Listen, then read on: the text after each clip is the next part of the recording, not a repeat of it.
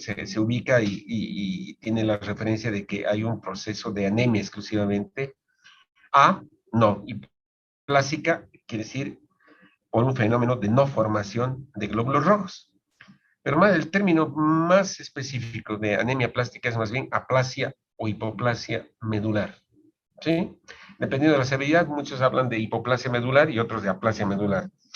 Aplasia medular es una entidad no tan frecuente, pero es muy grave, probablemente mucho más grave que una leucemia aguda. La segunda clase que tuvimos, ¿sí? Habíamos hablado sobre la hematopoiesis y sobre la médula ósea. Y habíamos visto que la médula ósea no solamente está conformada por las células progenitoras y precursoras, sino también por un microambiente inductivo hematopoiético. Ese concepto debe quedar muy bien claro. El microambiente inductivo hematopoiético es el soporte de las células progenitoras y precursoras. Es un soporte fisiológico conformado por células no hematopoiéticas y la interacción con citoquinas, que son proteínas generadas por las propias células hematopoiéticas y por células no hematopoiéticas. El microambiente inductivo hematopoiético es el microambiente que va a originar y va a permitir, ¿sí?, que la célula madre pluripotencial hematopoiética tenga la posibilidad de autorrenovarse. Es la única célula que tiene esa facilidad de autorrenovarse. La célula madre, para que tengan ustedes una idea, es la única célula del organismo que tiene capacidad de originar células hijas, pero con la misma función, es decir, de ser células madre. Las demás células, cuando se dividen, son células ya más maduras, ¿verdad? Entonces, la célula madre pluripotente tiene capacidad de autorrenovación, capacidad de diferenciación y capacidad de proliferación. Fuera de tener la capacidad de autorrenovación, tiene capacidad de diferenciación, y diferenciación inicialmente hematopoiética. Pero la célula madre se ha visto que no solamente tiene capacidad de diferenciación hematopoiética, sino de transdiferenciación, y eso se utiliza actualmente en el concepto de medicina regenerativa, porque han debido oír hablar. Hay mucha gente que habla, por ejemplo, de cómo estas células madre pueden originar diferentes tejidos.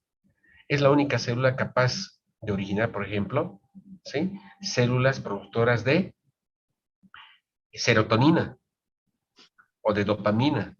Y se ha visto que hay muchos ensayos clínicos donde la infusión o el trasplante de estas células puede originar células productoras de dopamina y de alguna manera controlar enfermedades degenerativas como el Parkinson, o células productoras de insulina en los islotes de Langerhans y pueden controlar, por ejemplo, ¿sí?, enfermedades como la diabetes mellitus tipo 1. Es muy controversial el hecho de utilizar células madre como células que van a originar diferenciación en cardiomiocitos, ¿verdad?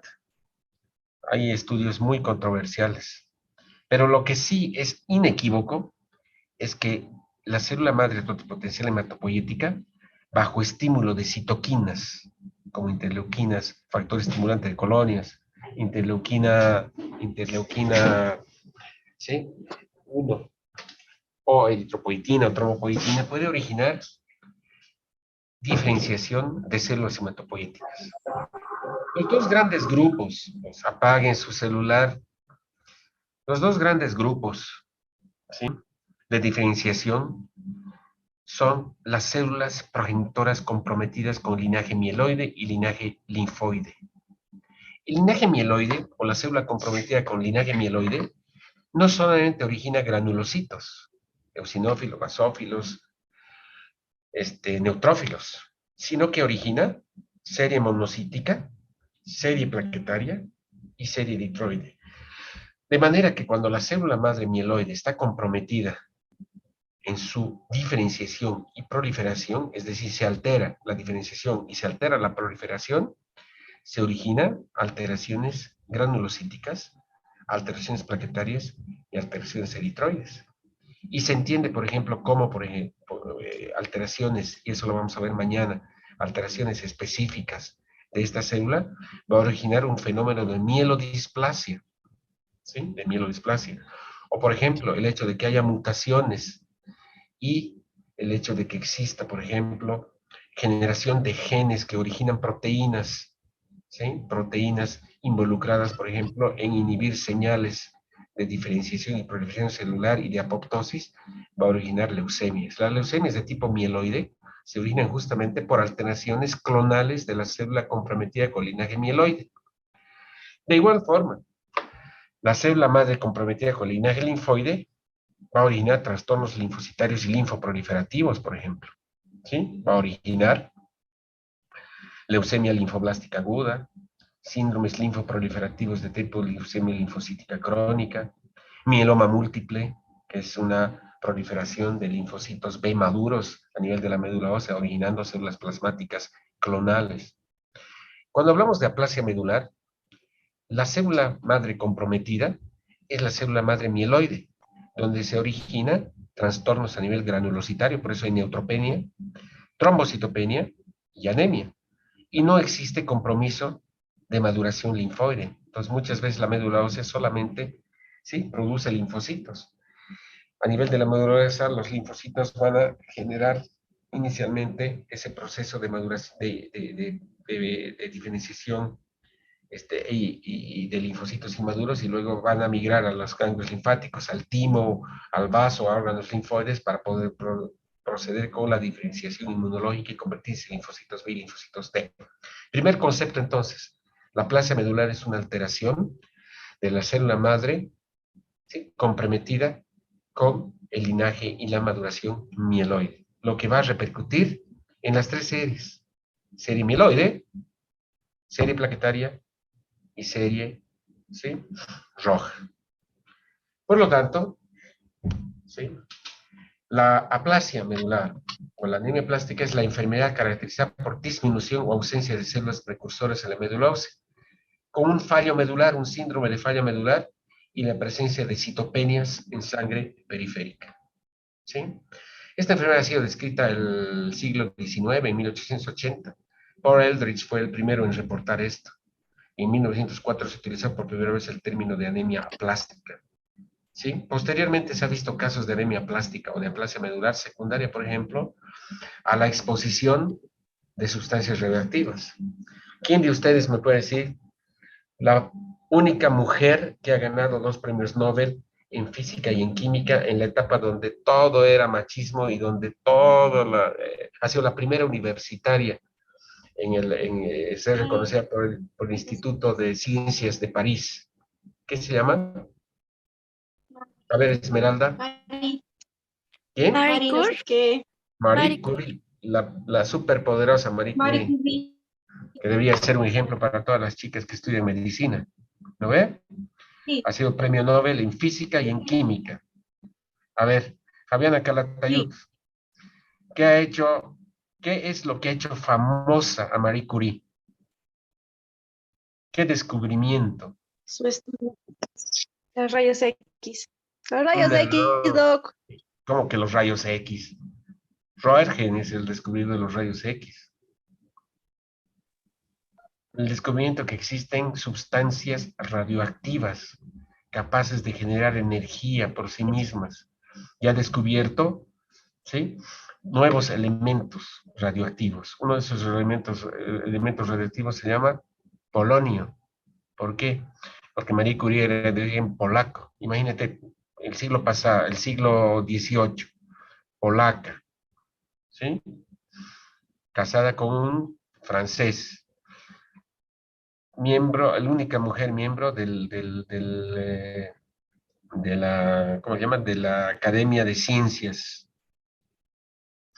francesa y ganadora del Premio Nobel de Física y de Química. De Química por descubrir elementos y de Física por elementos radioactivos. Resulta que en su laboratorio, inclusive hay una película, está en Netflix, famosa. Si ustedes leen la historia, resulta que Marie Curie agarraba y hacía experimentos en su laboratorio y dejaba los elementos radioactivos, en este caso polonio, ¿sí?, radio, a exposición libre y fascinada por los colores, ¿no? Y la transparencia, o sea, digamos, la fluorescencia que despertaba esto. Y agarraba y guardaba esto en su guardapolvo. Imagínate en esas épocas, sin exposición, sin medidas de protección. Marie Curie se ha muerto por aplasia medular irreversible, porque resulta que estos elementos radiactivos que desprenden protones y electrones dañan el DNA de la célula madre totipotencial comprometida con linaje mieloide. Y ahí se descubrió, justamente en los primeros primeras 2 décadas de 1900, cómo los elementos radiactivos dañaban la médula ósea en forma irreversible. Después, ¿qué pasó en Hiroshima y Nagasaki, chicos? ¡Boom! Bombas Bomba Las atómica, bombas ¿no? atómicas. Claro, y si bien se han muerto 100.000 japoneses en los primeros segundos de la explosión, casi 1 millón de personas después terminaron muriéndose por aplasia medular y cánceres, leucemias especialmente, porque los protones dañaban el DNA de la célula y alteraban completamente la estructura genética. Ahora vamos a entrar a esto, ¿no? Cuando hablemos de mielodisplasia y de leucemias, vamos a entender la génesis de por qué se produce una aplasia, por qué se produce, sobre todo en enfermedades neoplásicas como las mielodisplasias o las leucemias agudas y crónicas. Después ha venido Chernobyl, ¿verdad? Nube radioactiva por accidente atómico. Y resulta que la nube radioactiva está persistiendo por años y años y años y ha dañado casi el norte de Europa, imagínate, y un montón de gente se ha muerto por aplasia medular. Y finalmente, ¿qué viene en Fukushima? Y no solamente eso, la manipulación de cualquier elemento radioactivo sin tener la sobreprotección en laboratorios de medicina nuclear hace que nosotros tengamos cuadros de aplasia medular. Pacientes que se han curado, por ejemplo, de cáncer, de un cáncer de mama, de un cáncer de tiroides, pueden, ¿sí?, con el tiempo desarrollar un cuadro de aplasia medular secundaria al daño por radioactividad. Pero no solamente esto es por radioactividad, sino también hay una serie de elementos químicos, ¿sí?, medicamentos, por ejemplo, que producen aplasia medular de tipo idiosincrático. Ustedes ya no son de la época del cloranfenicol. El cloranfenicol es uno de los mejores antibióticos de amplio espectro contra anaerobios, contra gram negativos. La shigella, la salmonela, o sea, y los anaerobios responden. Resulta que hay fenómenos de idiosincrasia donde el cloranfenicol producía cuadros de aplasia medular y ha sido proscrito, ¿no? Pero es un buen medicamento, el cloranfenicol, ¿sí? O bien los sales de oro, por ejemplo, o los antitiroideos pueden producir eso. ¿Cómo se clasifica la anemia plástica? De acuerdo al origen, congénita y adquirida. Hay una aplasia medular congénita. El principal representante se llama anemia de Fanconi, pero hay una serie de síndromes de falla medular congénita donde hay alteraciones citogenéticas, alteraciones en los cromosomas, mutaciones, donde se altera el fenómeno de proliferación y se altera la proliferación de la célula madre mieloide. La anemia de Fanconi, fuera de presentar citopenias en el recién nacido, puede presentar alteraciones citoesqueléticas. La gran mayoría de las aplasias medulares son tipo adquirido y aquí están nuestros residentes. Sí, la gran mayoría de nuestros pacientes, cuando tienen aplasia medular, la aplasia medular es adquirida, es secundaria a algo. Muchas veces es secundaria y no se identifica la causa. Se llama aplasia medular adquirida idiopática.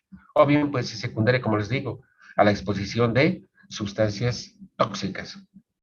De acuerdo al número de neutrófilos, ojo, de acuerdo al número de neutrófilos, la aplasia medular puede ser leve, moderada y severa. Se habla de aplasia medular severa cuando tienes menos de 500 neutrófilos totales en sangre periférica. Entonces se hace un recuento, no solamente leucopenia y neutropenia. Moderada entre 500 y 1000 y leve entre 1000 y 1500 neutrófilos totales. La incidencia anual es 2 casos nuevos por millón de habitantes por año. Esa es la incidencia mundial. Entonces significa que en Cochabamba hay 2 nuevos casos de aplasia medular cada año. La edad de mayor incidencia entre los 15 a 25 años, jóvenes, una enfermedad de jóvenes, o en mayores de 60 años. Y no existe un predominio de mujeres o varones, no hay un predominio. Muy bien. Cuando hablamos de aplasia medular secundaria, que es la de mayor incidencia, tenemos que descartar todas las situaciones que producen aplasia medular y nos quedamos con aplasia medular idiopática adquirida, ¿verdad? Uno, ya les había hablado de radiación ionizante. Agentes virales, ¿qué virus pueden producir aplasia medular? Los virus de hepatitis B, hepatitis C, el HIV, citomegalovirus, Epstein-Barr, parvovirus B19. agentes tóxicos relacionados con insecticidas, derivados del benceno, sales de oro y obviamente quimioterapia. Los residentes siempre están estresados cuando nosotros hacemos quimio para una leucemia y resulta que después vienen y me dicen, doctor, me despiertan a las, no, no es que me despierten, me sacan de la ducha a las 7 de la mañana, me dicen, yo veo y digo, ah, es la Fabi o es la Vero, que son dos residentes en Los Olivos, y me dicen, doctor, el paciente tiene el hemograma con 500 neutrófilos, ya sé que tiene 500 neutrófilos totales porque acaba de recibir quimioterapia, y lo único que tenemos que hacer es esperar que la médula ósea recupere, ¿verdad? Por agentes quimioterápicos. AINES, chicos, especialmente los AINES derivados de la fenilbutasona, la indometacina y el ibuprofeno, que producen granulocitosis y aplasia medular. Anticonvulsivantes, la hidantina, la carbamazepina y, como les he mencionado, antibióticos como el fluoranfenicol. Entonces, siempre que estemos frente a un cuadro de aplasia medular, descartar todas estas situaciones. ¿Cuál es el cuadro clínico? ¿Cómo nos damos cuenta y cómo hacemos el diagnóstico? Pancitopenia, ¿sí? Síndrome de falla medular. Y clínicamente, ¿cómo se manifiesta esto? Si no hay glóbulos rojos y no hay hemoglobina, síndrome anémico. Y ustedes saben cómo se presenta el síndrome anémico. Astenia, dinamia, palpitaciones, claudicación, cefalea, palidez generalizada, etcétera, etcétera. Dos, manifestaciones hemorrágicas, ¿sí? Fabiana, tú acabas de ver una paciente el fin de semana, cómo ha presentado manifestaciones hemorrágicas severas, petequias, equimosis, epistasis, gingivorragia en mujeres metrorragia, ¿debido a qué? A trombocitopenia. Estos pacientes cursan con menos de 10.000 plaquetas y pueden tener, sí, sangrados espontáneos, inclusive sangrados espontáneos mortales como hemorragia cerebral, hemorragia pulmonar, hemorragia digestiva. Y al tener neutropenia grave, fiebre por infecciones oportunistas.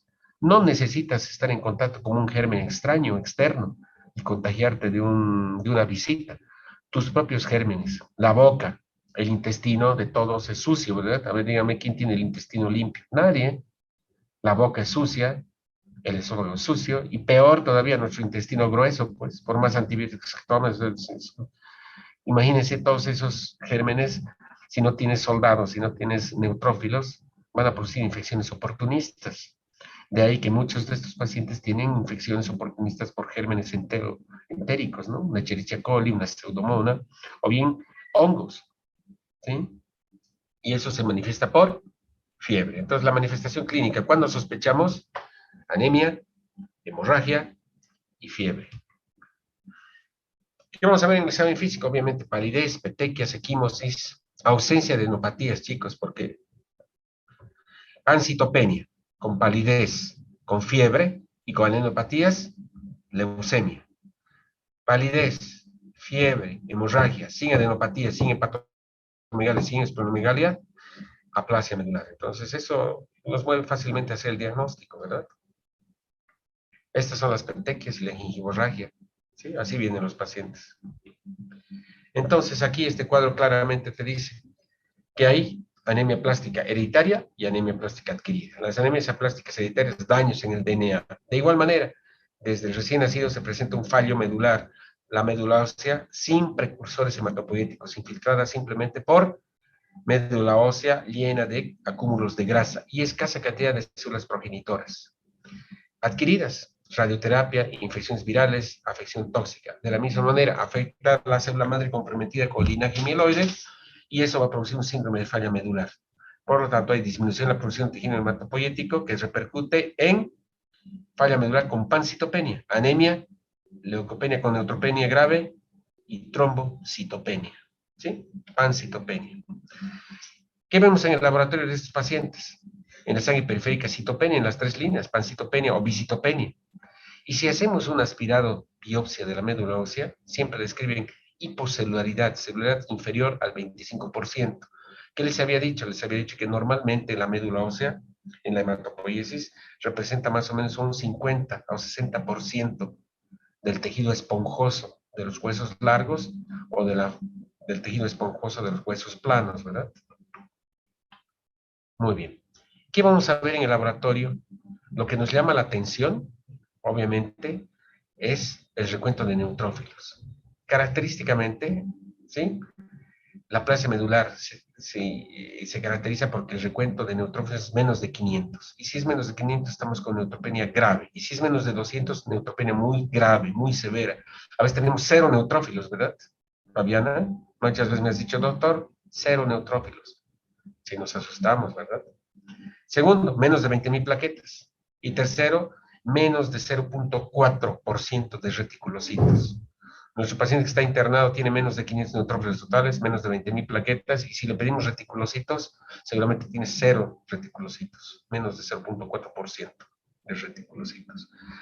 ¿Sí? Esos son los criterios de laboratorio que nos permiten hacer el diagnóstico y sobre todo si hacemos un aspirado de la médula ósea celular inferior al 25%, porque en algunas ocasiones podemos tener también estas características y vamos a ver más adelante cómo hacemos el diagnóstico diferencial. Esto es lo que vemos, miren, esta es una biopsia. Aquí están los nichos hematopoyéticos. Hemos dicho que la médula ósea debe estar en la porción esponjosa en un 50 o 60%, pero aquí menos del 10% es tejido hematopoyético. Todo lo demás son gránulos de grasa y este es tejido cortical. Normalmente esta es la médula ósea, miren, una médula ósea normal, llena de precursores hematopoyéticos. Una médula. Esto es lo que hace el diagnóstico. Entonces, ¿quién hace el diagnóstico? El patólogo. Por lo tanto, condición sine qua non para establecer el diagnóstico de aplasia medular, realizar una biopsia de médula ósea y que el patólogo nos describa menos del 25% de celularidad y que en sangre periférica exista, ¿sí? Menos de 500 neutrófilos totales, menos de 20.000 plaquetas y menos de 400, perdón, de 0.4 reticulocitos.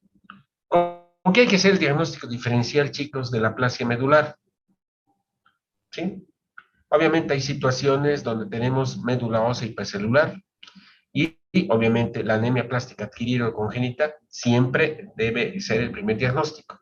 Y tenemos que hacer el diagnóstico diferencial con el síndrome mielodisplásico hipoplásico, con una mielodisplasia. ¿Sí? Mis alumnos hemos visto muchos pacientes a veces en la consulta y decimos, parece una mielodisplasia. ¿Por qué? Porque tienes viscitopenia o pancitopenia y es hipoplásico, pero no es una aplasia medular como tal. O la aplasia asociada a virus, especialmente HIV, citomegalovirus, Epstein-Barr. Muchas veces tienes pancitopenia, pero la médula ósea es normal. O sea, pancitopenia periférica, ¿sí? Anemia, leucopenia, trombocitopenia, pero le hacemos un aspirado medular y la médula es normal. O sea, normal desde el punto de vista de la celularidad, pero es anormal cuando está ocupada por células progenitoras anormales, una leucemia aguda, una leucemia crónica, o mielodisplasia, o mielofibrosis, una hemoglobinuria paroxística nocturna, osteopetrosis, enfermedades autoinmunes como por ejemplo el lupus. El lupus puede producir pancitopenia, pero con una médula anormal. Anemia carencial, deficiencia de vitamina B12 o ácido fólico. Acuérdense, la anemia megaloblástica se caracteriza por, ¿sí?, macrocitosis y pancitopenia. Infección sepsis en los niños, por ejemplo, la sepsis severa. Enfermedades de depósito por esfingolípidos, la enfermedad de Gaucher, la enfermedad de Niemann-Pick, tumores sólidos metastásicos, cáncer de próstata, cáncer de tiroides, cáncer de mama, son tumores que van a producir mieloptisis. Y el hiperesplenismo también produce pancitopenia. Y el hiperesplenismo puede ser por hipertensión portal, secundaria a una cirrosis hepática, que puede producir pancitopenia. Muy bien, ahora, ¿qué es importante, chicos? Lo importante es, para establecer el diagnóstico diferencial, tenemos estos dos algoritmos, ¿sí? Entonces, cuando ustedes tengan un paciente que clínicamente viene por anemia, o clínicamente viene por hemorragias, o clínicamente tiene fiebre, y en el hemograma vemos pancitopenia, existen dos situaciones. Toda pancitopenia, en todo paciente que tiene pancitopenia y pancitopenia desconocida, regla número 1, aspirado y biopsia de médula ósea. Lo primero que tenemos que hacer. Entonces, cuando tú seas médico general, interno, residente, si ven un paciente que tiene pancitopenia, ojo, obviamente hay que hacer la historia clínica y todo eso, pero ya inmediatamente consultar a quién, al hematólogo. ¿Qué te va a decir el hematólogo? Alistar las agujas para hacer un aspirado biopsia de médula ósea. Si la médula ósea es acelular, es decir, hipocelular, menos del 25%, nos dice el patólogo, o hacemos el aspirado y vamos al microscopio. ¿Sí? De ahora en adelante, Fabiana, tienes que acompañarme para ver el microscopio, cosa que no haces. No sé si está la doctora Verónica o está dormida. Igual, siempre bajamos a ver aspirados, o sea, médulas óseas o vemos sangre periférica en el microscopio, ¿verdad? Si la médula ósea es hipocelular, tenemos tres posibilidades. Uno, que sea una hemoglobinuria paroxística nocturna, súper infrecuente. Ahorita vamos a ver en qué consiste eso. Que sea una médula ósea sustituida por grasa. En ese caso es una anemia plástica. O que sea una médula ósea hipocelular, pero que sea médula ósea por fibrosis, fibrosis de reticulina. Y a eso se llama mielofibrosis idiopática. Y en ese caso hay metaplasia amiloide, porque como la médula ósea está reemplazada por fibras de reticulina, se tiene que formar sangre en algún lugar. El hígado y el vaso retoman la capacidad hematopoyética y a eso se llama metaplasia amiloide. En estos casos hay pancitopenia, hipocelularidad, pero hay hepatoesplenomegalia y resulta que ahí son los sitios donde se produce médula ósea. También situación súper infrecuente. Entonces, si tienes una médula ósea hipocelular, tienes sustitución grasa. Y si tienes sustitución grasa, no hay duda, es una anemia aplástica. Y aquí preguntas, haces una disquisición lógica. ¿Será primaria o será secundaria? Si es primaria, es idiopática, no se conoce la causa. Y si es secundaria, pues la historia clínica te dice, doctora, he estado recibiendo quimioterapia. O doctor, he estado frente a una sustancia radioactiva, trabajo en un laboratorio de medicina nuclear y no me dan mis contadores Geiger que tengo ahí en mi, para ver la dosificación de radioterapia, porque son terribles. O tengo un fenómeno autoinmune generalizado y tengo un lupus. O tengo un citomegalovirus o un HIV o un Epstein-Barr que está produciendo aplasia medular secundaria infecciosa. ¿Sí? No hay más. Ya hemos hecho el diagnóstico. Aplasia medular, primaria o secundaria. Si tenemos pancitopenia y el hematólogo te escucha, oye, la médula ósea es así, es raro. En sangre periférica tiene pancitopenia, pero la médula ósea está llenita. La médula ósea tiene células. ¿Cuáles son las posibilidades? Uno, que tenga maduración megaloblástica, ¿verdad? Que veamos una médula ósea hipercelular con megaloblastos. ¿Cuál es la característica? Ya hemos llevado células grandes, eritroblastos grandes, asincronía en la maduración nucleocitoplasmática, neutrófilos polisegmentados, ¿sí? Microplaquetas o macroplaquetas. Y tenemos dos posibilidades cuando vemos cambios megaloblásticos. O es una anemia megaloblástica por deficiencia de ácido fólico y vitamina B2. ¿Qué hacemos cuando vemos una médula hipercelular megaloblástica? Niveles de B12 y ácido fólico. Si los niveles de B12 y ácido fólico están disminuidos, es una anemia megaloblástica y se acabó. Pero si la vitamina B12 y el ácido fólico son normales, hay que ver si no es una mielodisplasia, un trastorno de maduración con trastornos megaloblásticos. Y pueden ser primarias o secundarias, a la propia quimio, radioterapia o medicamentos. A eso se llaman mielodisplasias. Pero resulta que cuando hacemos un aspirado medular vemos que la médula ósea está infiltrada por células anormales, por células de leucemia. ¿Cuántas veces no hemos hecho? A ver, haremos un aspirado medular, veremos el aspirado medular, bajaremos al laboratorio y resulta que vemos al microscopio y, ojo, oh, este paciente tiene una leucemia porque tiene células blásticas, tiene blastos. O es una leucemia aguda, o es un mieloma. Hay muchos pacientes que tienen pancitopenia o bicitopenia y es un mieloma múltiple. O son linfomas que están infiltrando la médula ósea. Y se ve eso en el frotis, digo, de médula ósea. O muchas veces hacemos el aspirado y vemos que no está infiltrada por células hematopoyéticas normales o anormales, sino son células metastásicas de carcinomas, especialmente mama, próstata, tiroides, de tipo pulmonar, cáncer gástrico, cáncer pulmonar, cáncer de colon, cáncer de vías biliares. Y es el patólogo que nos dice, pucha, es una invasión, es una metástasis, y esto está impidiendo la proliferación. Pero muchas veces hacemos, el paciente está con pancitopenia, le hacemos un aspirado medular y decimos, pucha, no, resulta que vemos esto. Y es una médula normocelular o hiperesplenismo. ¿Sí? Entonces haremos una ecografía Doppler o hacemos medicina nuclear y vemos que el vaso está grande. Y decimos, ay, tiene hiperesplenismo y esa es la causa de la pancitopenia. La médula ósea está normal. O causa inmunológica periférica. Resulta que tiene un lupus o una artritis reumatoidea. ¿Sí? Entonces, ¿qué es lo importante? Hacer el diagnóstico diferencial de los pacientes que tienen pancitopenia. Muy bien, volvamos a la aplasia medular. Ya hemos hecho el diagnóstico, ¿verdad? Acá. Médula ósea hipocelular, sustitución grasa, anemia plástica, y resulta que no es secundaria, porque si es secundaria hay que tratar la causa, primaria o idiopática. Tratamiento. La aplasia medular idiopática es de naturaleza autoinmune. Se ha visto presencia de una proliferación clonal del linfocito CD8 que produce interferón gamma y que producen factor de necrosis tumoral.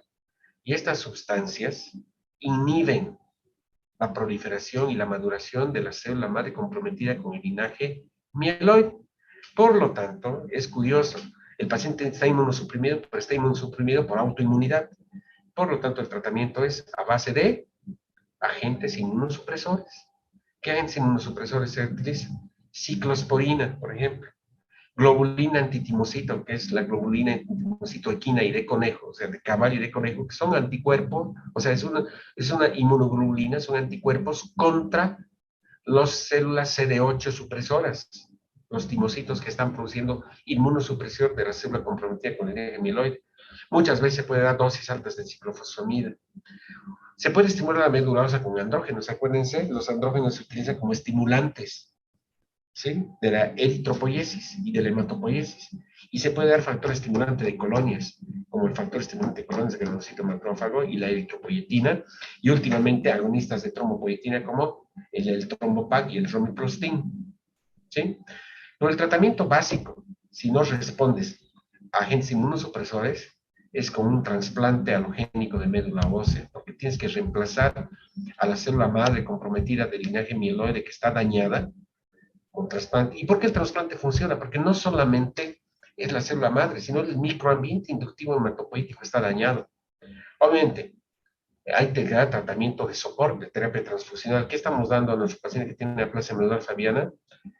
Estamos dando transfusión de glóbulos rojos, estamos dando transfusión de plaquetas mediante redes plaquetarias. Si tienes fiebre, antibióticos de amplio espectro, antivirales, porque estos pacientes van a ser infecciones virales, citomegalovirus, tienes que dar entonces valganciclovir o profilaxis con aciclovir, porque van a ser un herpes zóster, por ejemplo.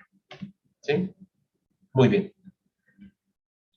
Esa es la aplasia medular. Ahora, hay una entidad que está muy hermanada de la aplasia medular, que se llama hemoglobinuria paroxística nocturna, ¿sí? Que se manifiesta por pancitopenia, pero no es una aplasia medular como tal, sino es un fenómeno de pancitopenia, donde una manifestación es la aplasia medular, pero la génesis o la fisiopatología es totalmente diferente. Hemoglobinuria paroxística nocturna, hay que hacer el diagnóstico, ¿sí? Con hemoglobinuria paroxística frigori, no se van a olvidar, esa es una anemia hemolítica por anticuerpos de doble fase térmica, muy diferente, enfermedad totalmente diferente a hemoglobinuria paroxística nocturna. ¿Y por qué ponemos de amarillo? Porque la hemoglobinuria paroxística nocturna es una anemia hemolítica con pancitopenia y con aplasia medular, ¿sí? Es curioso, estos pacientes tienen hemólisis, pancitopenia, y si vas a la médula ósea, es un cuadro de hipoplasia medular. Por eso, cuando hemos hablado del algoritmo, si la médula ósea es acelular y no tiene sustitución grasa, podemos estar frente a una hemoglobinuria paroxística nocturna. La hemoglobinuria paroxística nocturna es consecuencia de la expansión de una clona, o sea, una clona, pero no es una clona maligna. Son células progenitoras hematopoyéticas del linaje mieloide que están dañadas y han adquirido una mutación puntual adquirida que se llama mutación somática de un gen, que se llama PIK-A, es un gen. La mutación se localiza en el cromosoma X, por eso es herencia, ¿sí? Ligada al sexo. Resulta que este gen sintetiza una proteína que está presente en la membrana de todas las células del linaje mieloide, a nivel de los glóbulos rojos, a nivel de las plaquetas, a nivel de la serie mieloide. ¿Sí? Esta proteína se llama anclaje de glicosilfosfatidinositol, así se llama.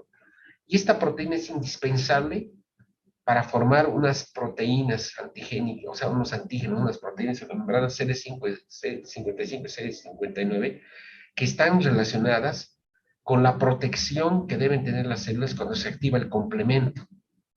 ¿Sí? Toda vez que estamos frente, por ejemplo, a una infección, a un fenómeno viral, a un fenómeno inmunológico, se activa el complemento.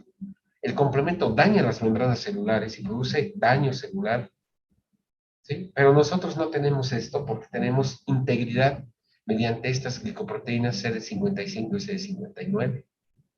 Resulta que cuando existe esta mutación en el gen PIA de la célula de madre pluripotente, todas las células hijas van a tener carencia de estas glicoproteínas CD5, 55, CD59. Y como está alterada la célula madre, el cuadro se presenta como una hipoplasia y con hemólisis. ¿Sí? Es una enfermedad rara, clonal adquirida. La prevalencia está entre 7.8 y 15 casos por millón al año. Es más prevalente que la aplasia medular. Por eso, cuando un paciente tiene aplasia medular, piensa, tal vez es una hemoglobinura paroxística nocturna y no una hipoplasia medular. La edad de presentación de 33 años, en un rango más o menos de 42 años. No hay diferencia entre mujeres. ¿Por qué se produce la hemoglobinura paroxística nocturna, la hemólisis y el daño medular? Existen dos proteínas claves en la fisiopatología, la proteína DAF y la proteína MIR. Hemos dicho que son proteínas que están en la membrana celular de la célula progenitora del linaje mieloide. El DAF inhibe la actividad de las enzimas C3 y C5 convertasas. Por lo tanto, la disminución de CD55 implica incremento de la actividad de complemento y daño de la membrana de estas células carentes de CD55. El CD59, proteína MIR, así se llama, evita la incorporación del complemento C9 al complejo C5B8. Imagino que ustedes han llevado en fisiología cómo se activa el complemento. No vamos a llevar por eso, si no nos anochecemos. Esto va a evitar la formación de complejos de ataque a la membrana, inhibe la fase tardía de cascada del complemento. Si no hay CD5 y CD59 por esa mutación adquirida, rápidamente, cada vez que se activa el complemento C3 o cada vez que se incorpora el C9 al complemento C5B8, se produce daño de la membrana y se produce una cascada de complemento con daño de estas proteínas que no están protegidas, de estas membranas que no están protegidas por estas proteínas. Por lo tanto, se necesita esta mutación. Y esta mutación está expresada en la célula madre pluripotencial comprometida con el linaje mieloide. Por eso, las células hijas, todas van a tener carencia, todas van a estar mutadas, todas van a tener carencia de estas proteínas. Y las células hijas, como los glóbulos rojos, las plaquetas y los neutrófilos, ¿sí? Producen un fallo, ¿sí? A nivel de estas células maduras y se produce un daño de la hematopoiesis normal con pancitopenia. ¿Cuál es la manifestación clínica de hemoglobina paroxística nocturna? Anemia hemolítica, insuficiencia medular y trombosis. Es una anemia hemolítica adquirida, no inmunológica. Intracorpuscular. Es la única anemia hemolítica intracorpuscular adquirida, chicos. Todas las anemias hemolíticas intracorpusculares, ¿se acuerdan? Hemos dicho que son congénitas. La única anemia hemolítica adquirida es la hemoglobinura paroxística nocturna de tipo intracorpuscular porque el daño está en el propio glóbulo rojo. Se produce un cuadro de trombosis medular y paradójicamente fenómeno trombótico. Hay trombocitopenia, pero hay trombosis. ¿Sí? Todos los pacientes presentan hemólisis intravascular y si presentas hemólisis intravascular vas a tener hemoglobina libre y hemoglobinuria. Por eso se llama hemoglobinuria paroxística nocturna, porque los cuadros de hemólisis se producen especialmente en la noche con hemoglobinuria y hemólisis intravascular en la noche, porque resulta que el acúmulo de CO2 nocturno, cuando dormimos, activa el complemento. Y si estas células no tienen esos mecanismos, ¿sí?, proteicos de protección, se produce una crisis hemolítica. La anemia hemolítica de la hemoglobina paroxística es crónica, presenta crisis de agudización paroxística, con orinas oscuras por hemoglobinuria y generalmente durante el sueño. Y por lo tanto, al haber hemólisis, se produce anemia. Es una anemia hemolítica normocítica, normocrómica con síndrome de falla medular, ¿verdad? La intensidad de la hemólisis depende del tamaño de la clona. Entonces existen dos tipos de células tipo 1 y tipo 2. Simplemente las vamos a mencionar. Son células que tienen diferentes grados de deficiencia de esta glicosilfosfatidinosidol. Y depende mucho del grado de activación del complemento. La asociación frecuente es la disminución de la hematopoiesis normal, porque se altera pues la célula madre, por eso hay citopenias. Entonces hay hemólisis con leucopenia, con trombocitopenia y con trombosis. Se confunde mucho con la anemia plástica. La hemoglobinura paroxística y la aplasia medular idiopática están frecuentemente relacionadas. Un 20% de los pacientes que inicialmente los diagnosticamos como aplasia medular presentan un clon de HPN, ¿sí? Y los pacientes con HPN obviamente pueden desarrollar aplasia medular con pancitopenia. Pero la característica de la hemoglobina peroxística nocturna es que hay aplasia medular, pero con hemólisis. En cambio, en la aplasia medular idiopática es aplasia medular, pero sin anemia hemolítica, obviamente. ¿Sí? Por eso, en todas las aplasias medulares debe descartarse hemoglobina peroxística nocturna. Y puede haber trombosis, paradójicamente, trombosis es una causa importante de mortalidad y morbilidad. Generalmente son trombosis venosas, son recurrentes y se localizan en territorios poco habituales. Por ejemplo, las venas suprahepáticas producen el síndrome de Budd-Chiari, que es la trombosis de las venas suprahepáticas con fenómeno de hipertensión portal, ¿sí? Suprahepática. Puede haber trombosis esplénicas, trombosis cerebrales, trombosis portales, renales, de la vena cava inferior. Siempre que haya este tipo de trombosis, ojo, tal vez es una hemoglobinura peroxística nocturna. Pero ¿cuál es la característica? Hemólisis y aplasia medular. ¿Sí? Por lo tanto, la hemoglobina peroxística nocturna es un estado trombofílico. Y se conoce, no se sabe por qué se produce este estado de trombofilia, expresión a la trombosis, hipercoagulabilidad. Probablemente hay pocas plaquetas y esas plaquetas por micropartículas circulantes activan, ¿sí? O sea, inactivan los, los, las proteínas antifibrinolíticas. Se activan la vía del factor tisular. Eh, el factor tisular es una vía de activación de la vía extrínseca, o sea, no se sabe, pero por eso muchas veces es bien curioso. El paciente tiene trombocitopenia y tiene trombosis, tenemos que anticoagular al paciente, o sea, es bien difícil porque tienes trombocitopenia con fenómenos de sangrado, pero al mismo tiempo tienes una trombosis y tienes que anticoagular porque si no te vas a morir si es trombosis. Ese síndrome de Budd-Chiari, trombosis de las venas suprahepáticas. ¿Cuál es la clínica? Obviamente hemoglobinuria en la orina, anemia crónica, puede haber esplenomegalia, fatiga incapacitante, dolor abdominal por fenómenos trombóticos a nivel de las venas, ¿sí? Disfagia, espasmo esofágico, dolor external, disfunción eréctil, puede haber abortos y trombosis venosa profunda en el embarazo, puede haber un fallo renal por trombosis de las venas renales y la arteria renal, perdón, de las venas renales. Siempre sé que sospechar de hemoglobina peroxística nocturna cuando hay una anemia hemolítica adquirida, no inmunológica, con pancitopenia y fenómeno trombótico. ¿Está entendido? Siempre, orejas paradas. En el hemograma, citopenias.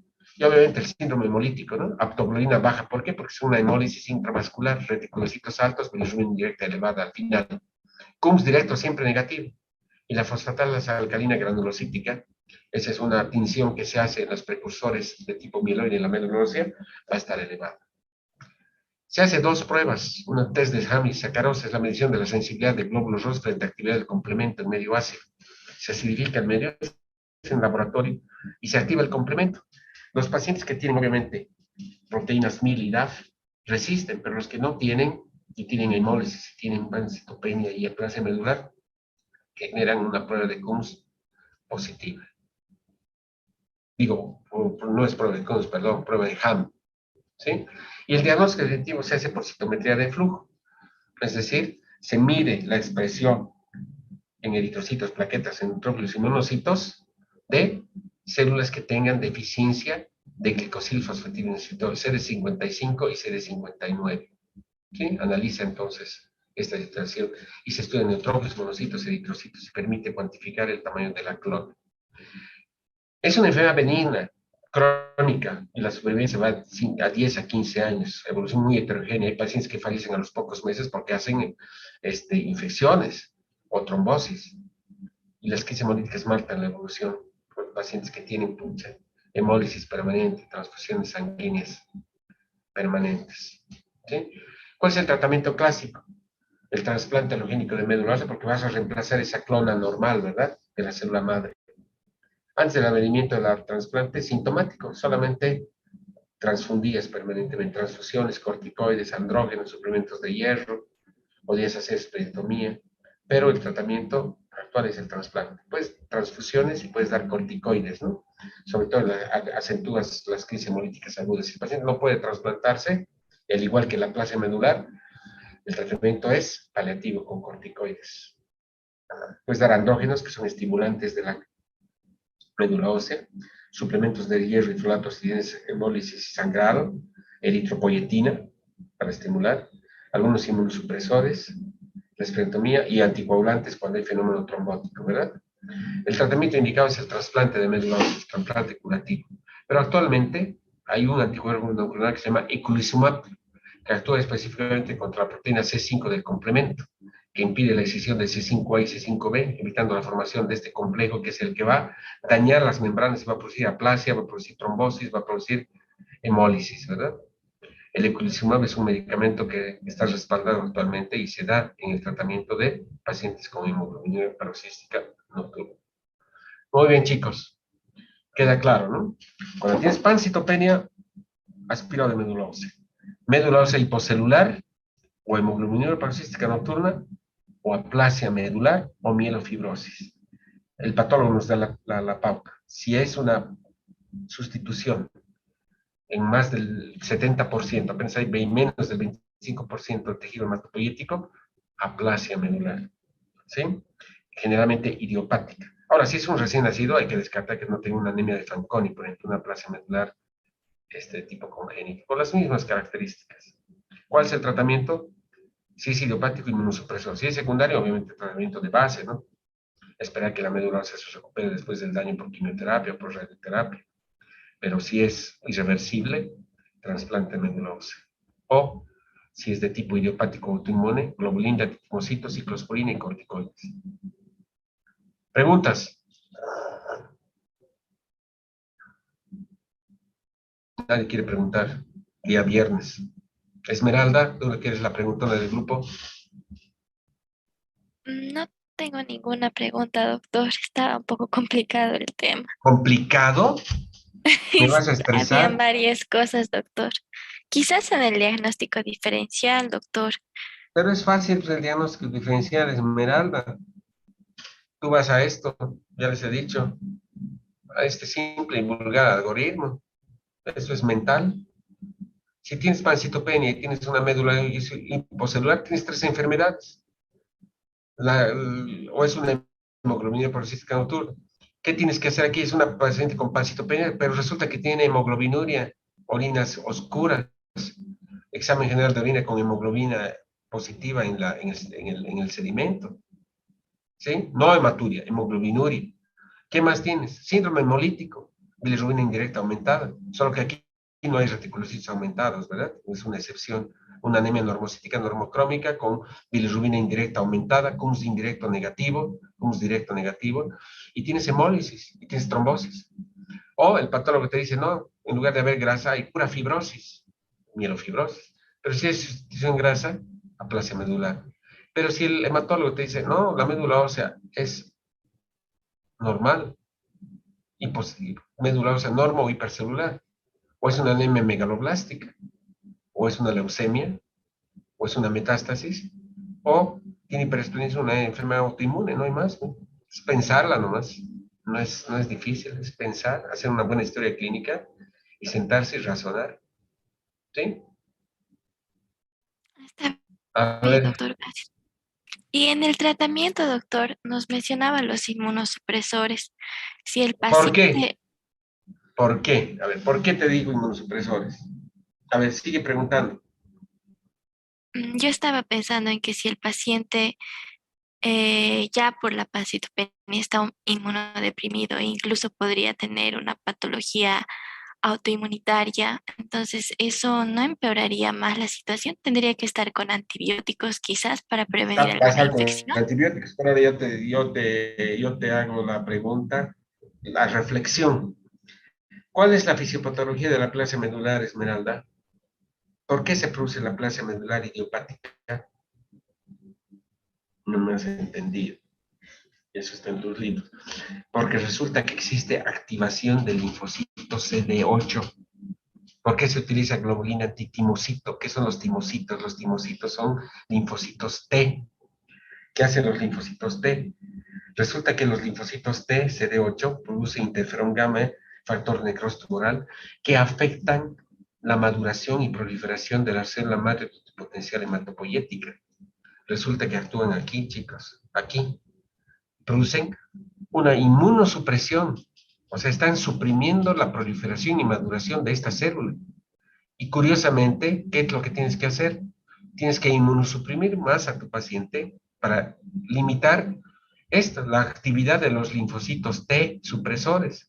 Si eliminas los linfocitos T supresores, se libera la producción de fenómeno autoinmune sobre la célula madre, y la célula madre empieza tranquilita a proliferar y a volver a reconstituir la hematopoiesis.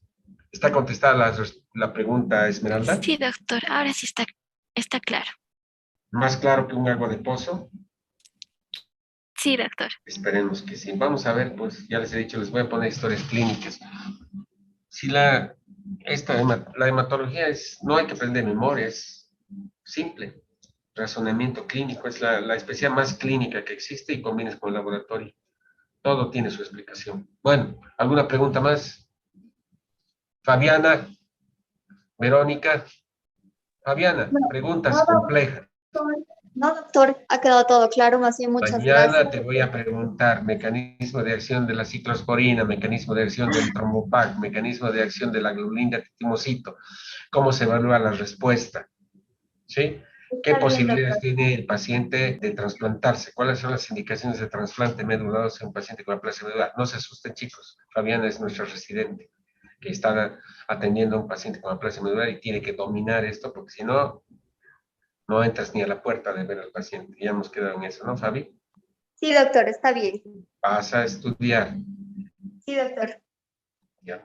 También hemos visto un paciente con aplasia medular por quimioterapia, ¿verdad? Después los pacientes con leucemia les das quimio y se quedan aplásicos.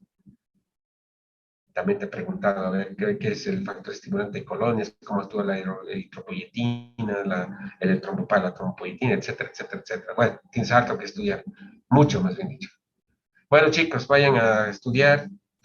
Les voy a pasar en un ratito más el link. Mañana vamos a tener clase temprano, porque hemos quedado el plato, ¿no?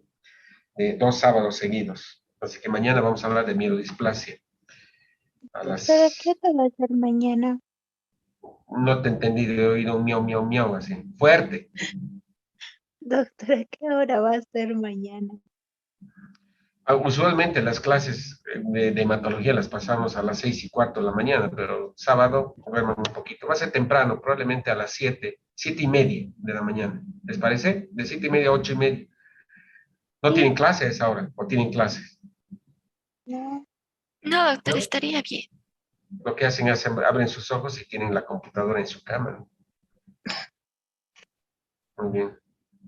Súper, chicos. Entonces nos vemos mañana. Les paso el link en un ratito más. ¿Ya? Ok, doctor, gracias. Muy bien. Buenas noches. Hasta mañana. Hasta mañana, doctor. Muchas Hasta gracias. mañana, doctor.